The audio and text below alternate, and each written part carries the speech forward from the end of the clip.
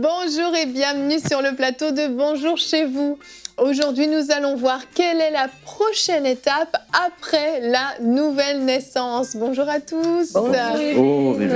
Aujourd'hui, une émission spéciale pour les nouveaux convertis et ça me paraissait vraiment important d'avoir un outil vraiment facile, accessible pour les nouveaux convertis. Alors, si vous nous écoutez, vous n'êtes pas un nouveau converti, vous vous dites « Oh, je ne suis pas concerné par cette émission », pas du tout. Parce que notre mandat à tous, c'est de faire des disciples. Et je crois que cette émission va vous apporter vraiment des clés et va même pouvoir être un outil que vous pourrez partager aux personnes que vous allez amener au Seigneur. Donc, ne changez pas de chaîne tout de suite ou ne coupez pas la vidéo. Au contraire, il y a vraiment plein de choses formidables qui vont vous être apportées dans cette émission. Et Pasteur Omer, tu vas faire un pasteur, j'ai une question aujourd'hui. Tu vas répondre à la question de Patrick de la Centrafrique qui demande comment éviter les distractions en méditant la parole de Dieu. Effectivement, une question importante, une question essentielle qui aide à la croissance du chrétien. Tout à fait, plaisir. Tout à fait. Et toi, Nadine, le livre de la semaine, qu'est-ce que ce sera aujourd'hui ? C'est très drôle que tu aies dit que l'émission est pour les nouveaux convertis et même ceux qui sont dans le Seigneur depuis longtemps, parce que ce livre ici, Bienvenue dans la famille de Dieu, c'est un guide essentiel pour le nouveau converti, mais pour l'avoir lu, j'ai découvert plein de belles choses aussi pour nous qui marchons dans le Seigneur depuis plus longtemps, donc un livre à recommander, à lire tout à l'heure. Génial. Et Aurélie, on a un beau témoignage en fin d'émission. Oui, le témoignage de Zamir, un frère du Cameroun. Et il a suivi une bonne étape, en fait. Il a suivi des bonnes étapes par rapport aux nouveaux convertis. Et on va voir ce qui lui est arrivé à la fin de l'émission. C'est formidable. Donc, une belle émission en perspective. Je suis personnellement super contente qu'on parle de ce thème-là parce que je trouve que c'est important. Et on commence tout de suite avec toi, Michael, dans la pensée du jour.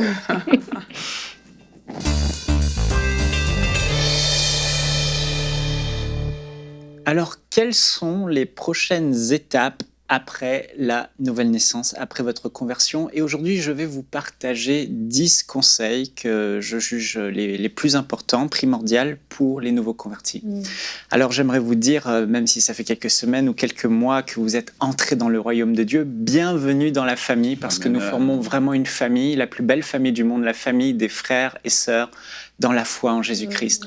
Et si Jésus-Christ, vous l'avez confessé comme votre Sauveur et votre Seigneur, alors vous êtes entrés dans le royaume de Dieu.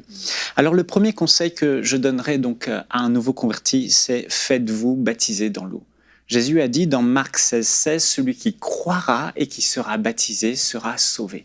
Mais pourquoi se faire baptiser ? Pourquoi être plongé dans l'eau et ressortir après de l'eau ?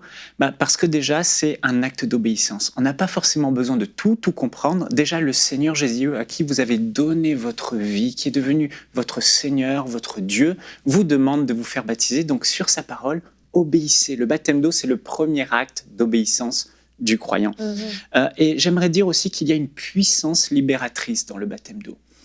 Le baptême d'eau, c'est pas juste un acte, un rituel, mais quand vous vous ferez baptiser, croyez que les chaînes et les liens que vous aviez avec le monde et que le diable peut avoir encore dans votre vie soient brisés au moment du baptême d'eau. Il y a quelques semaines, un pasteur m'a dit « Mais Michael, pourquoi quand toi tu baptises d'eau les gens, la plupart du temps les gens ressortent et sont libérés et on voit que le diable lâche leur vie ?» Je dis simplement parce que je n'applique pas un rituel, j'applique ma foi. Et je crois que quand il plonge, Satan n'a plus aucun pouvoir et il ressort en nouveauté de vie. Alléluia. Donc faites-vous baptiser et libérez votre foi. Deuxième conseil, fréquentez chaque semaine une bonne église locale où vous vous sentez bien. L'église locale, ce n'est pas l'idée d'un homme, ce n'est pas l'idée des hommes, c'est Jésus-Christ qui a lui-même institué l'église locale. Et si vous lisez la Bible dans Apocalypse, vous verrez que Jésus envoie des lettres à qui ? Aux 7 églises de l'Asie.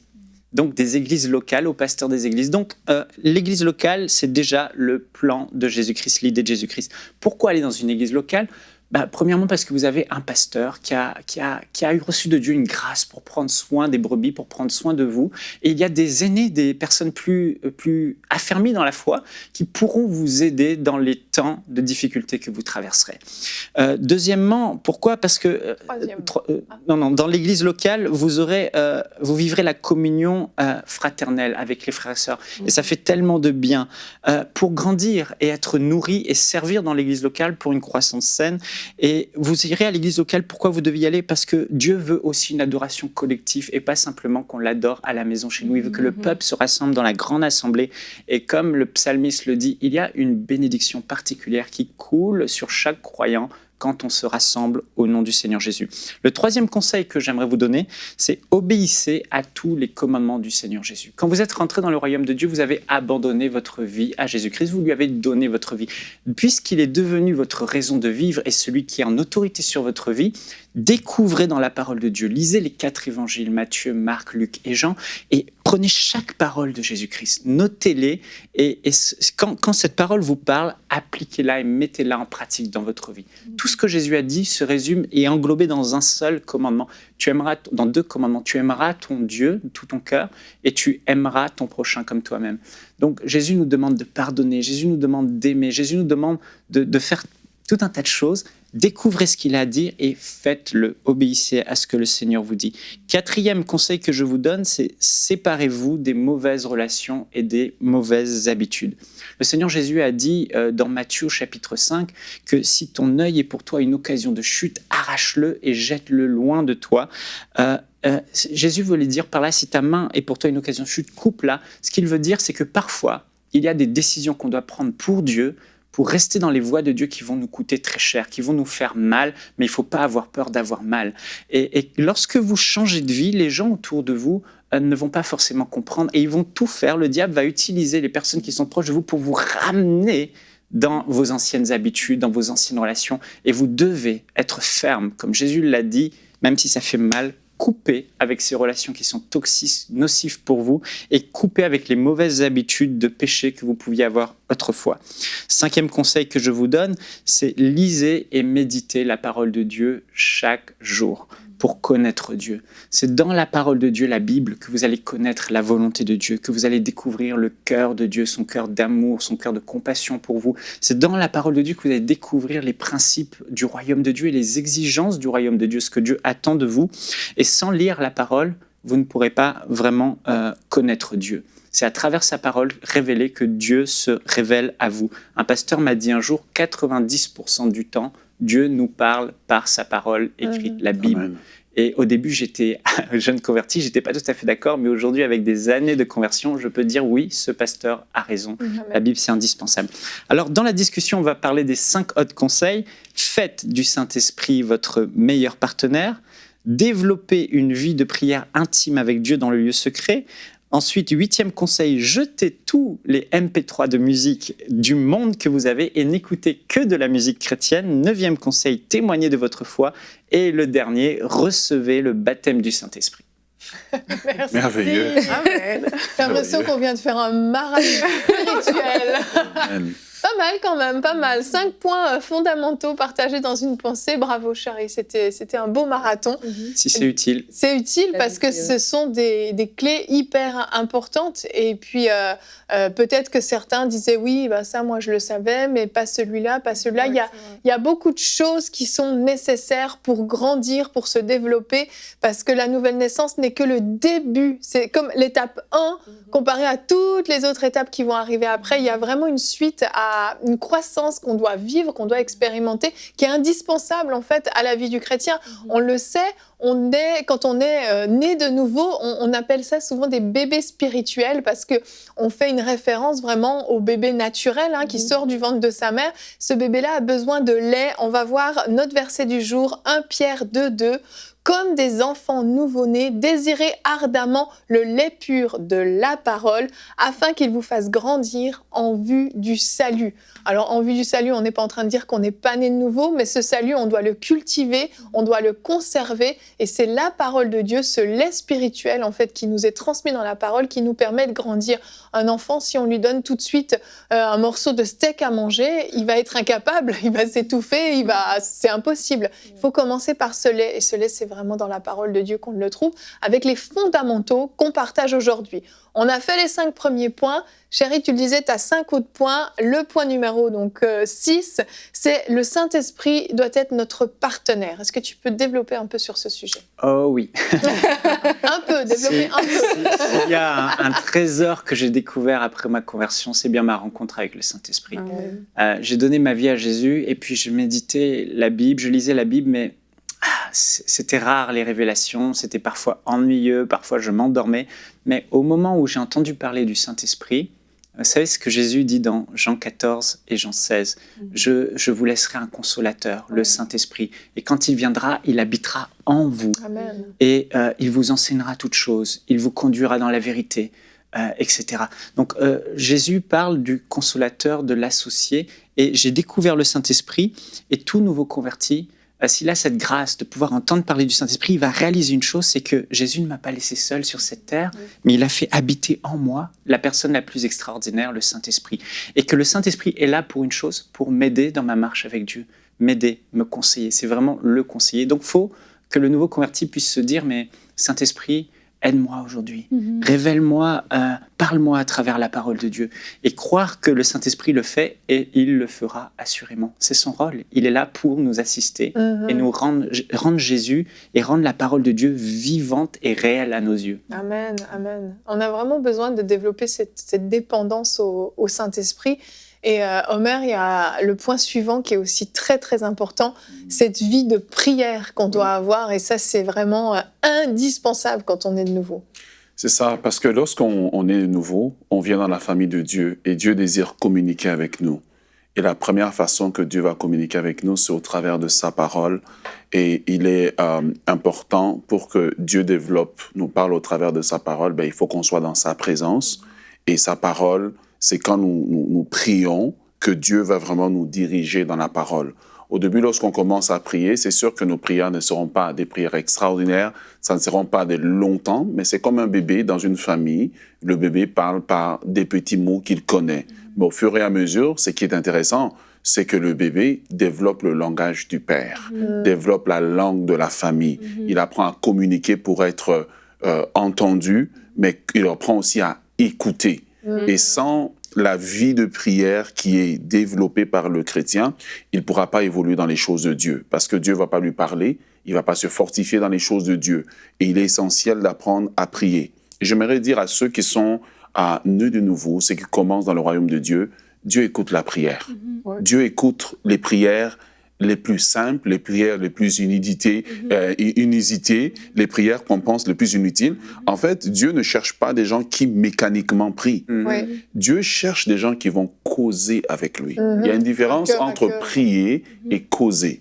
Causer, c'est quand je me retourne vers mon épouse et puis je lui dis « Ah, mais écoute, voilà, il y a telle situation qui se passe. » Dieu cherche juste quelqu'un qui va lui parler en lui disant « Père Céleste, voici telle situation qui se passe. Qu'est-ce que tu penses ?» J'ai déjà prié comme ça, mais Dieu répond à ces prières-là. Souvent, on aime bien aller avec les prières religieuses, Notre Père. Et puis, surtout quand on va à l'église, c'est pour un nouveau chrétien, on trouve un ancien chrétien. Lui, il est dans le Deutéronome et le Lévitique. Il commence Abba Père, Jéhovah Jireh. Et j'aimerais dire aux nouveaux, ne vous laissez pas impressionner. Amen. Dieu écoute toutes les prières les plus simples, les prières des enfants, les prières des adultes. Aimez la prière parce que c'est là que vous allez pouvoir pencher votre cœur. Et je termine en disant ceci. Ne parlez pas seulement à Dieu de vos situations. Une grande partie de la prière doit consister à parler à Dieu de vos émotions aussi. Comment vous vous sentez? Amen. Ce qui vous frustre, ce qui ne vous plaît pas, ce que vous ne comprenez pas.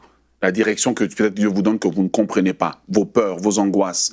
Et dans ça, vous allez voir dans le grand livre des psaumes, 150 chapitres où les psalmistes explosent en exprimant à Dieu leurs émotions. Et souvent, notre vie de prière ne se développe pas parce que nous parlons à Dieu des situations et non de nos émotions. Et regardez un bébé. Le bébé, il ne sait pas parler, mais il sait exprimer ses émotions. C'est vrai.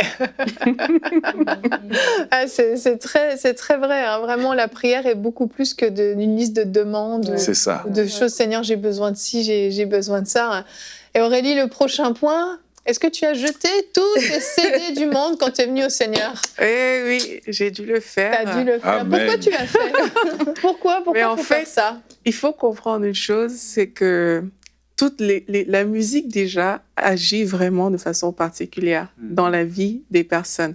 La preuve, il suffit que vous alliez dans un centre commercial et qu'on met une musique et puis sans le vouloir, vous retrouvez en train parfois de danser, d'esquisser des petites choses. Pourtant, c'est même pas une musique que vous connaissez forcément avant. Oui. Donc, la musique, en fait, ça joue avec des souvenirs, ça joue avec différentes choses. Et moi, quand j'ai donné ma vie au Seigneur, ben, moi, j'étais quelqu'un qui aimait beaucoup le coupé-décalé à l'époque. Mais vous ne connaissez pas ça. Fais-nous une démonstration. Le coupé-décalé, c'est un style, voilà, C'est quoi? musical. C'est comme ça qu'on danse. Coupé. Donc, j'ai dû, Evelyne, quand il y avait déjà enlevé tout ce qui était de ces musiques-là, mais ce que ça crée, et ça c'est pour les gens qui gardent encore leur CD, c'est que ça crée, c'est rattaché en fait à votre ancienne vie.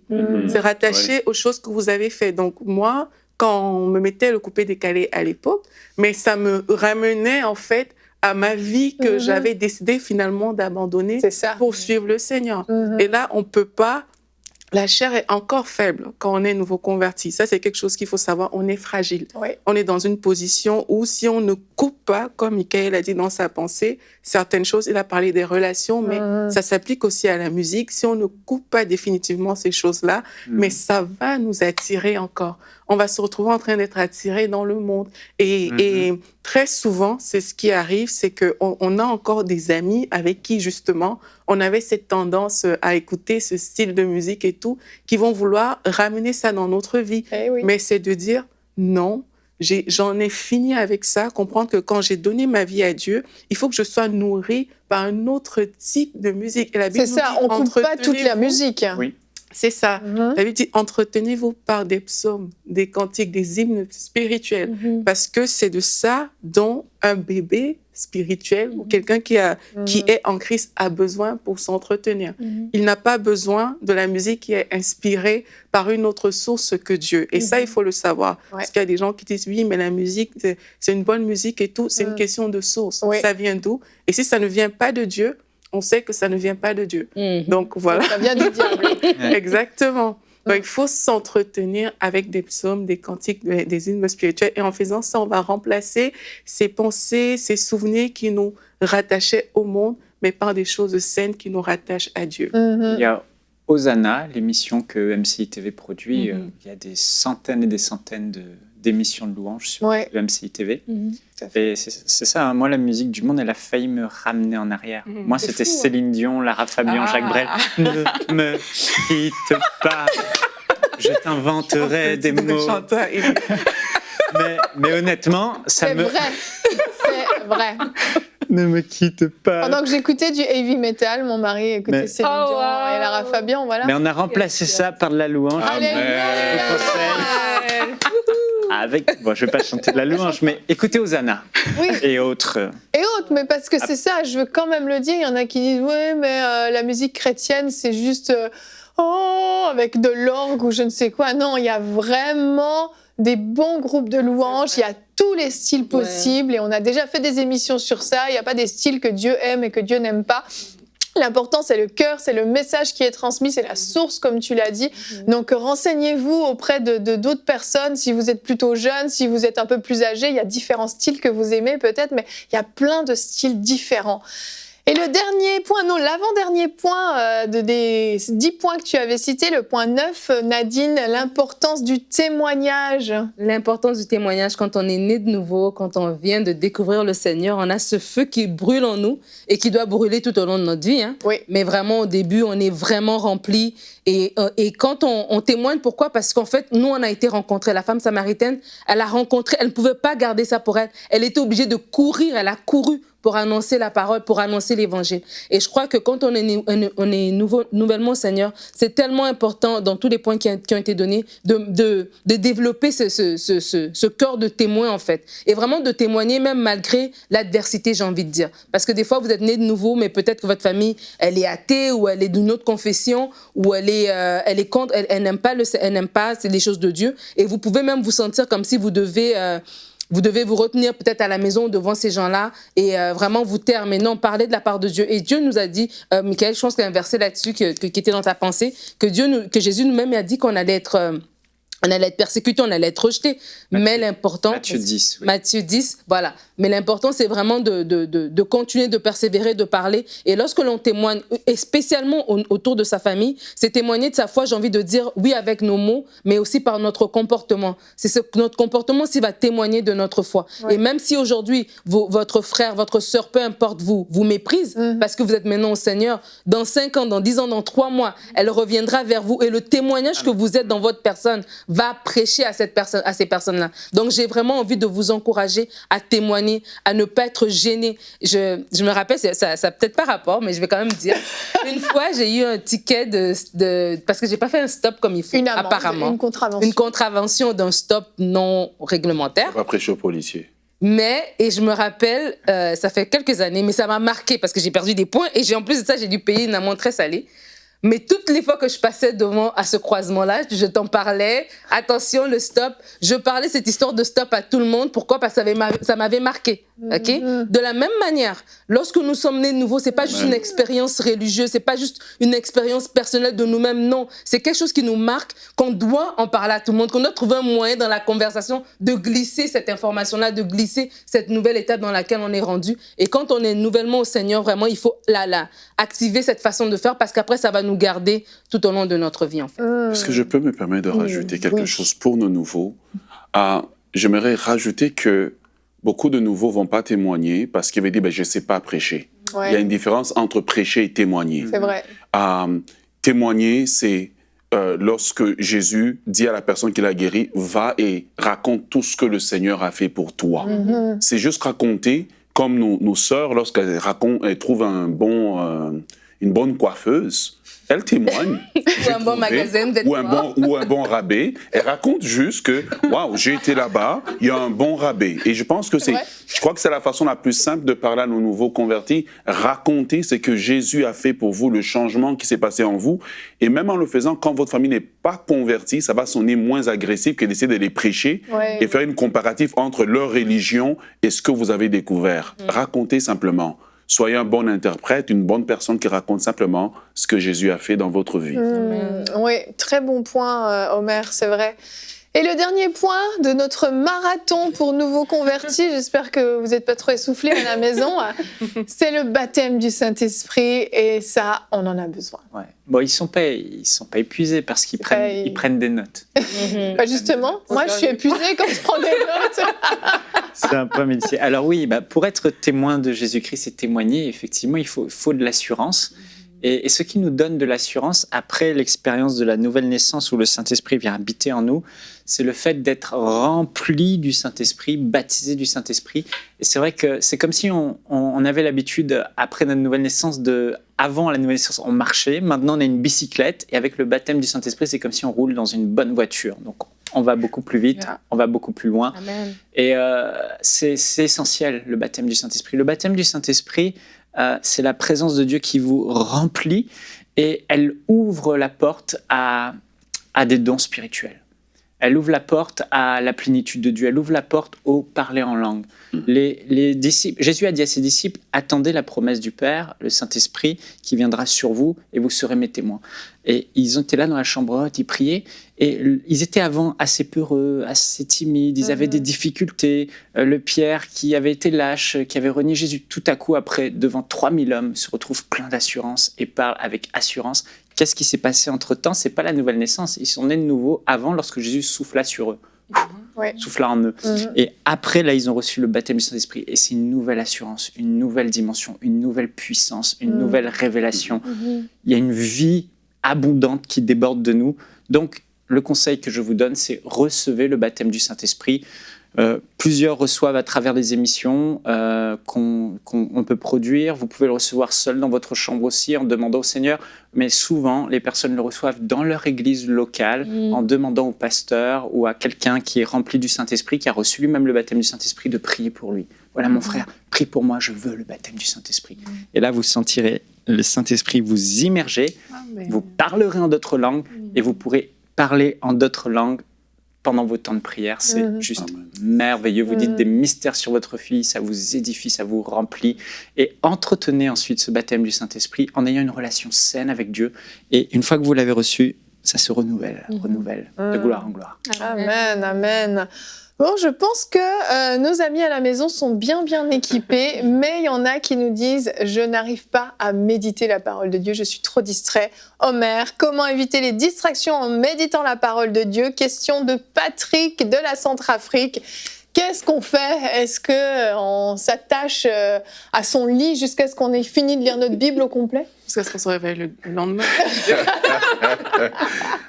D'abord, Patrick, merci pour la question. Je pense que la question touche autant les nouveaux convertis que ceux qui sont dans la foi depuis longtemps. On vit dans Nadine, c'est du vécu? C'est lui qui me fait rire. On vit dans un monde d'extrême sollicitation. Je vais donner 5 conseils et puis à la fin, je vais donner une formule qui est vraiment très simple à retenir, qui va pouvoir nous aider. Bon. Ça fera 15 conseils. Voilà. Donc, premièrement, je pense que avant de pouvoir éliminer la distraction, il faut comprendre qu'il faut choisir un endroit régulier où on lit la parole. C'est vraiment le secret. C'est comme quand on étudie. C'est le même principe. Si on étudie toujours au même endroit, on ne va pas regarder le même poster 5 fois, on l'a déjà vu. Donc, la Bible dit dans Luc 22, 39 que Jésus allait régulièrement à la montagne. Alors, il faut choisir un endroit régulier où on va aller prier, régulier où on va rencontrer le Seigneur. Ça devient notre lieu secret. Moi, je me souviens à un moment donné dans la maison, j'avais pas tellement de place pour le lieu secret. J'avais débarrassé tout ce qu'il y avait dans le placard. Et puis, je me mettais dans le placard entre quelques chaussures et quelques... Voilà.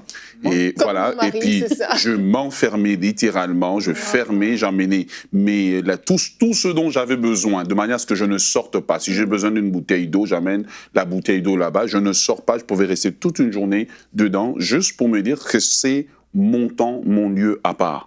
Et le corps obéit à la discipline. En fait, le corps, il faut le discipliner. Surtout lorsqu'on vient du monde, on vient d'un système pour que le corps accepte la discipline de la méditation, de la parole de Dieu. Ça prend de lui imposer, en fait, la discipline de la régularité du lieu. La deuxième des choses, pour pouvoir avoir du succès aussi dans la méditation de la parole, il faut nettoyer l'endroit où vous allez aller prier. Je vous donne encore un exemple classique. Un jour, je suis en train de prier, je suis à genoux. Puis pendant que je me mets à genoux en train de prier, je me déplace un peu. Mon genou, il cogne un petit caillou de sable qui était là.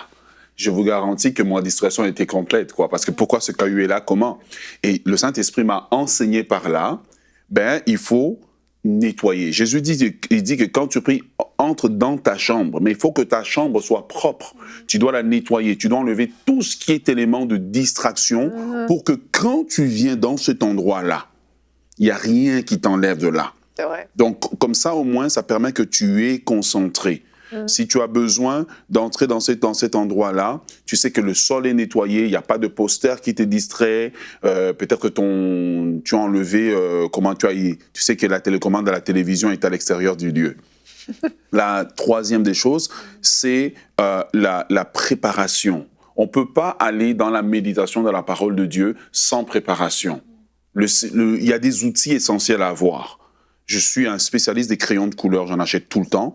Crayons de couleur, stylos, tout ce que vous avez besoin doit être dans votre lieu secret. De manière à ce que quand vous allez là-bas, vous avez ce dont vous avez besoin. Avez-vous besoin de bouteilles d'eau? Cherchez une bouteille d'eau. Avez-vous besoin d'aller à la toilette avant d'aller? Allez-y.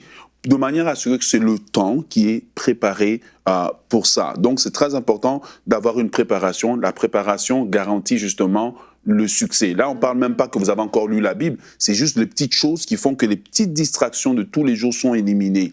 Cette préparation va vous aider à vous focuser maintenant sur le temps de méditation. Quatrièmement, fermez les appareils électroniques. Oh oui. Fermez. Je déconseille, 3 fois je l'ai dit, je déconseille 4 fois qu'on médite la parole de Dieu avec l'électronique. C'est l'ennemi de la parole de Dieu. Prenez la Bible classique, tournez la Bible, lisez la Bible. Je n'ai pas dit de ne pas écouter. Quand on écoute, c'est une autre chose. Mais quand on veut méditer, pour les trésors des Écritures de venir à nous, il faut ouvrir la Bible, il faut mettre notre électronique de côté. Je déconseille même de prendre des notes avec notre téléphone, parce qu'à un moment donné, les médias sociaux, ils vont vouloir nous parler. Voilà, donc il va falloir, ne le mettez même pas en mode avion, mettez-les carrément de côté, prenez la Bible, prenez un stylo, la façon classique, et écrivez. Ouais. Parce qu'il y a une connexion entre ce qu'on écrit et notre capacité de mémoriser. Donc, c'est très important d'avoir de fermer nos appareils électroniques pour se concentrer. Et finalement, le plus important et le plus merveilleux, utiliser une musique d'ambiance. Là, maintenant. Je sais que certains vont sur certaines chaînes des médias sociaux pour mettre de la musique. Regardez, à un moment donné, vous aurez la publicité qui va jouer. Et cette publicité qui va jouer, elle va vous jouer quelque chose qui est vraiment contraire à ce que vous voulez. Alors, je vous conseille de vous faire vos playlists avant. Personnellement, j'ai près de 20 playlists. Dépendamment de ce que je veux faire, de comment je me sens, c'est qu'est-ce que je vais aller chercher. Alors, parfois, j'ai un playlist qui est plus doux, j'ai un playlist qui est un peu plus avec des paroles dedans. Mais ayez quelque chose qui va vous aider à vous maintenir dans ce lieu-là. Et cela va vous permettre justement de valoriser le lieu secret. Et en venant, c'est que dans votre subconscient, le subconscient saura que cet moment-là, il est gardé, ce moment-là, il est propre. Alors, je termine avec ma formule. Premier secret, c'est le lieu, plus la préparation, plus la régularité égale distraction éliminée. Donc, je répète, le lieu, plus la préparation, plus la régularité de l'action détermine maintenant que la distraction est éliminée et on aura des méditations de qualité. Les chrétiens les plus forts, ceux qui ont la profondeur dans la parole de Dieu, c'est les chrétiens qui ont développé l'art du lieu secret. Et malheureusement, dans le corps de Christ, c'est quelque chose qui a disparu aujourd'hui. On ne médite pas en suivant une prédication sur Internet, on médite en étant seul avec Jésus, dans le lieu secret. Amen. Merci Omer, merci beaucoup. Si vous vous posez des questions comme Patrick, vous pouvez nous écrire à l'adresse pasteur.j'ai-une-question@emcitv.com. Nous allons maintenant découvrir notre livre de la semaine.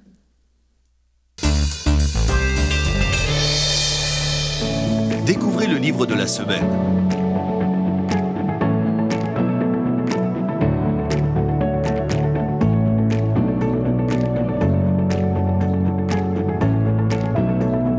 Disponible sur emciboutique.com. Alors, cette semaine, le livre de la semaine est de Kenneth Hagin. Ça s'appelle « Bienvenue dans la famille de Dieu, un guide fondamental pour une vie remplie de l'esprit ». Et vraiment, ce livre est merveilleux. Comme j'ai dit au début de l'émission, c'est sûr qu'on parle à des nouveaux convertis. Et c'est hyper important. Omer a cité l'exemple du bébé. Et c'est tellement vrai quand il a dit qu'un bébé va parler le langage de sa famille. Oui. Tu vois, si on parle français dans la maison, ce serait bizarre que le bébé, quand il se met à parler, il parle mandarin. C'est comme, il va parler la langue de la maison. Et vraiment, quand on est nouveau, on est dans cette merveilleuse famille, comme Michael a dit, la famille de Dieu. Et nous devons développer. En plus, même un bébé ne connaît rien. Mais nous, on est comme des adultes, on veut dire on est des bébés spirituels, mais il faut désapprendre ce qu'on a appris dans le monde pour apprendre maintenant le langage de la famille de Dieu. Oui. Donc, ce livre est merveilleux parce qu'il donne vraiment les bases d'un nouveau chrétien. Mais en plus, comme j'ai dit, même pour un chrétien qui est un chrétien de longue date, j'ai envie de dire, il y a quand même des points clés, des remises en question, même en tant que chrétien, qu'on peut faire de comment on a compris la nouvelle naissance. Le pasteur Hagin, vraiment, il parle de façon très claire, c'est quoi la nouvelle naissance, avec des versets à l'appui, le baptême du Saint-Esprit qui est tellement important, le parler en langue qui est tellement important, l'importance des paroles, il en parle aussi, parce que justement, quand on est dans le monde, on parle peut-être à la légère, on ne sait pas que la vie et la mort sont vraiment au pouvoir de la langue. Oui. Et vraiment, il vient vraiment expliquer, parce qu'il dit que souvent, on apprend la foi très, très facilement. On apprend l'onction aussi quand on vient au Seigneur, mais la puissance des paroles, c'est peut-être quelque chose on met moins l'accent dessus. Donc, des fois, en tant que nouveau converti, en tant que chrétien, justement, on a des portes ouvertes et des choses qui se passent dans nos vies. Pourquoi? Parce que nous-mêmes, de notre propre bouche, on n'a pas compris qu'on a vraiment une puissance dans les paroles qui sont dites. Oui. Il donne aussi des points clés, parce que comme j'ai dit, c'est un livre aussi pour les nouveaux convertis. Donc, il donne les points clés pratiques de quand on va dans la lecture de la parole de Dieu, dans la méditation de la Bible, comment faire. Il conseille aux nouveaux convertis de commencer par lire les épîtres. Parce qu'il dit que les épîtres sont des lettres qui sont écrites aux églises. Donc, c'est des lettres qui sont écrites à nous, les chrétiens, qui nous apprennent comment vivre. C'est sûr que quand on vient au Seigneur, on nous dit toujours de commencer par lire l'évangile de Jean et puis après de lire les autres évangiles. C'est très bien parce que ça parle du Seigneur Jésus. Mais par la suite, les épîtres vont nous expliquer la vie de tous les jours, la vie du chrétien de tous les jours. Les épîtres vont parler des disputes, les épîtres vont parler des égarements, les épîtres vont parler de l'honneur, de plein de choses dans la vie quotidienne, en fait, parce que ces personnes-là, ils étaient dans le monde, ils ont accepté le Seigneur et Paul a dû les expliquer plein de choses. Et donc, c'est hyper important de comprendre ça. Dans le livre, il y a beaucoup de versets pour expliquer vraiment plein de versets pour expliquer plusieurs choses.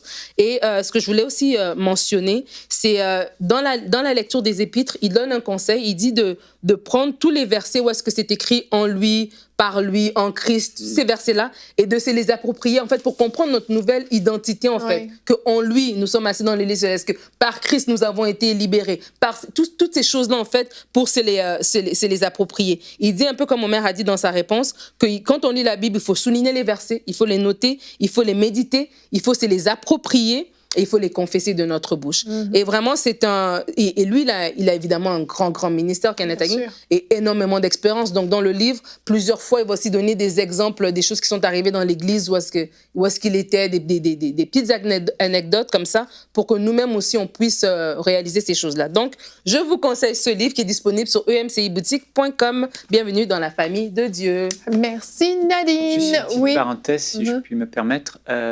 Quand on lit les épîtres, justement, il faut bien choisir la traduction de la Bible. Oui. Sinon, le nouveau converti, il va être perdu, il ne va rien comprendre. Paul n'est pas très simple. Hein. Donc, en écoutant Nadine, je me suis dit, là, vous conseillez laquelle au nouveau converti? La Second 21, elle est déjà mieux. Il y a la NBS. La NBS, avec une Bible commentée, Bible d'études, c'est bien. Quand on ne comprend pas un verset, on peut lire les commentaires. On avait même parlé de la parole vivante d'Alfred Cohen. Superbe. Oui, Alfred Cohen. Dynamique. Ouais. Mais alors, ça soulève une dernière question, c'est par quel épître faudrait commencer?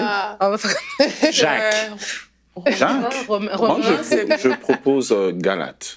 Galates. À la maison, Le plus compliqué.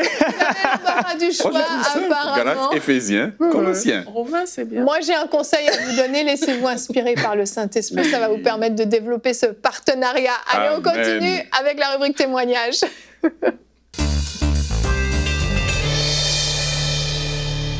Aurélie, le témoignage de Zamir aujourd'hui. Exactement, Zamir, il a bien expliqué ce qu'il a vécu en fait dans la vidéo qu'il nous a envoyée. Il était nouveau converti et on va voir comment il a été baptisé du Saint-Esprit.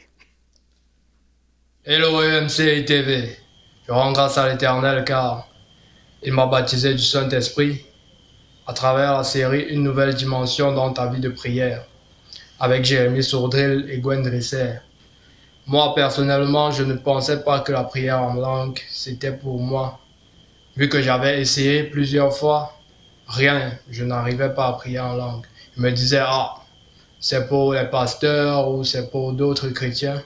Mais ce jour-là, l'Éternel m'a baptisé et à travers les conseils de Jérémy Sourdril, j'ai pu recevoir le baptême du Saint-Esprit et j'ai parlé en langue pendant plus de 30 minutes, moi qui n'arrivais pas à prier pendant plus de 10 minutes. Les jours qui ont suivi, le Saint-Esprit m'a conduit hors de chez moi, dans la chambre d'un cousin, pour passer des heures pendant des nuits à chanter en langue, à prier en langue, à lire la parole. C'était vraiment magnifique. Le Saint-Esprit m'a montré des songes, des visions sur ce qu'il veut que je fasse pour mon entourage, pour mon prochain, pour ma famille. Il a fait tellement de choses. J'ai renouvelé ma soif du Saint-Esprit, ma soif pour Dieu, et je rends grâce à l'Éternel, car sans lui, tout ça ne serait pas possible. Alors je dis que Dieu vous bénisse abondamment et que l'œuvre continue. Gloire à l'Éternel. Ah, moi j'aime trop son témoignage. Oui. C'est authentique. Gloire à Dieu, comme il dit, mais c'est ce qui se passe en fait quand on laisse l'Esprit de Dieu rentrer dans sa vie. Et comme on a vu avec Zamir, les faux raisonnements qu'il avait ont été balayés. Il a commencé à se laisser conduire par le Saint-Esprit dans des temps de prière. Vraiment, n'ayez pas peur de ces temps. Si vous aussi vous écoutez cette émission, que vous êtes un nouveau converti et que le Saint-Esprit vous pousse à prendre des temps, parfois on ne sait même pas reconnaître ces temps-là, mais il faut les prendre vraiment. Il a permis aussi de renouveler sa soif, tout simplement, qu'il avait de Dieu. Et on voit que quand le Saint-Esprit arrive dans une vie, mais il bonifie tout simplement la vie de la personne dans laquelle il est rentré. Oui, vraiment. Merci Aurélie pour ce beau témoignage. Merci à Zamir qui nous l'a envoyé. Si vous voulez nous envoyer vos témoignages, vous pouvez aller tout simplement sur emcitv.com// pour les Québécois, témoignages. Et vous pouvez nous raconter ce que le Seigneur a fait dans votre vie au travers des émissions de MCI TV. En tout cas, on est ravis d'avoir pu faire cette émission pour vous. Vous qui êtes nouvellement convertis, vous qui venez de connaître le Seigneur, on se réjouit énormément pour vous. Et on croit que vous allez mettre en pratique tous ces conseils qui vous ont été apportés. Et le dernier conseil, et pas des moindres, ayez une relation personnelle avec Jésus-Christ, votre Seigneur et votre Sauveur. Sachez combien il vous aime et combien il veut transformer encore plus votre vie. Que Dieu vous bénisse et on se retrouve demain. Je ne vous ai pas donné le thème. Demain, que signifie marcher dans l'amour sera notre thème et nous aurons une rubrique famille avec Annabelle sur la réconciliation. Allez, à demain. Bonjour chez vous.